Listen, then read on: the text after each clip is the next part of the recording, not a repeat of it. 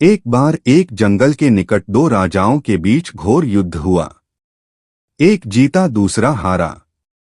सेनाएं अपने नगरों को लौट गई। बस सेना का एक ढोल पीछे रह गया। उस ढोल को बजा जाकर सेना के साथ गए भांड व चारण रात को वीरता की कहानियां सुनाते थे। युद्ध के बाद एक दिन आंधी आई। आंधी के जोर में वह ढोल लुढ़कता पुढ़कता एक सूखे पेड़ के पास जाकर टिक गया। उस पेड़ की सूखी टहनियां ढोल से इस तरह से सट गई थी कि तेज हवा चलते ही ढोल पर टकरा जाती थी और ढमाढम ढमाढम की गुंजायमान आवाज होती। एक सियार उस क्षेत्र में घूमता था। उसने ढोल की आवाज सुनी। वह बड़ा भयभीत हुआ। ऐसी अजीब आवाज बोलते पहले उसने किसी जानवर को नहीं सुना था। वह सोचने लगा कि यह कैसा जानवर है जो ऐसी जोरदार बोली बोलता है। ढमाढम।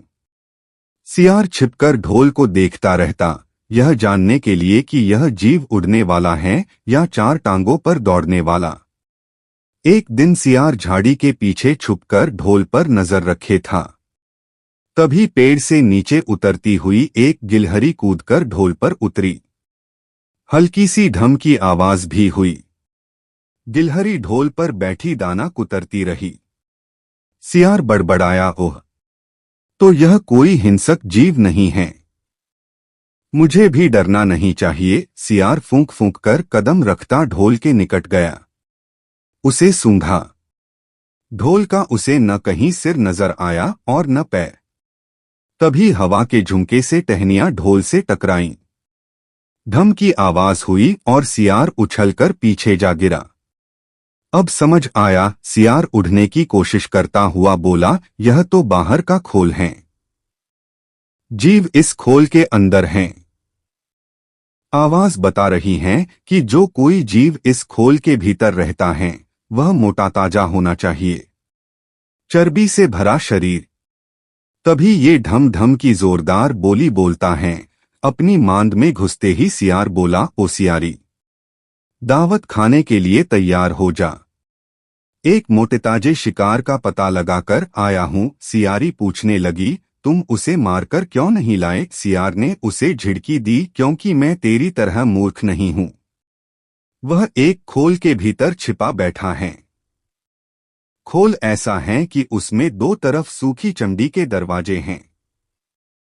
मैं एक तरफ से हाथ डाल उसे पकड़ने की कोशिश करता तो वह दूसरे दरवाजे से न भाग जाता। चांद निकलने पर दोनों ढोल की ओर गए। जब वह निकट पहुंच ही रहे थे कि फिर हवा से टहनियां ढोल पर टकराईं और ढमढम की आवाज निकली। सियार सियारी के कान में बोला, सुनी उसकी आवाज?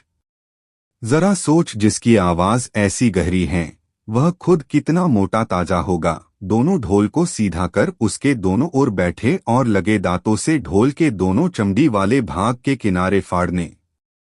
जैसे ही चमड़ियां कटने लगी, सियार बोला, होशियार रहना। एक साथ हाथ अंदर डाल शिकार को दबोचना है। दोनों ने हूं की आवाज के साथ हाथ ढोल के भीतर डाले और अंदर टटोलने लगे। अदंर कुछ नहीं था।